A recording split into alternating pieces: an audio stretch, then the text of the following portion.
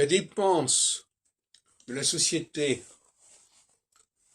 en termes de thérapie, puisque maintenant la thérapie, depuis un certain nombre de décennies, est remboursée par la sécurité sociale, est résultat des topiques sensoriels.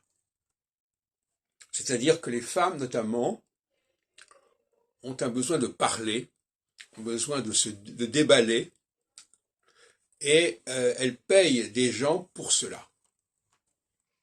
Alors elles payent directement ou elles font payer, enfin peu importe, ça n'est pas le problème. Et ce qui est intéressant aussi, c'est la notion de limitation du temps. C'est-à-dire qu'à la fois elles peuvent parler, mais il y a une heure de fixé, voilà, un jour de fixé. Donc ça va apporter une certaine discipline dans le déballage.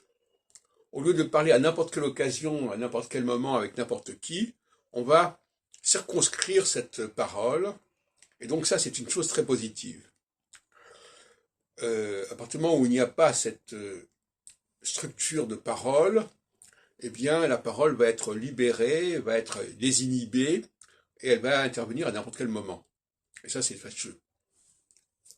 Donc, il faut dire les choses comme elles sont. Je pense que chez Freud, c'est assez évident aussi. Beaucoup de ses patients étaient des patientes, parce que, tout simplement, la psychanalyse est une invitation à la parole, à libérer la parole, et que la libération de la parole, c'est lié à ce qu'on appelle le ça de la parole, le ça de Louis.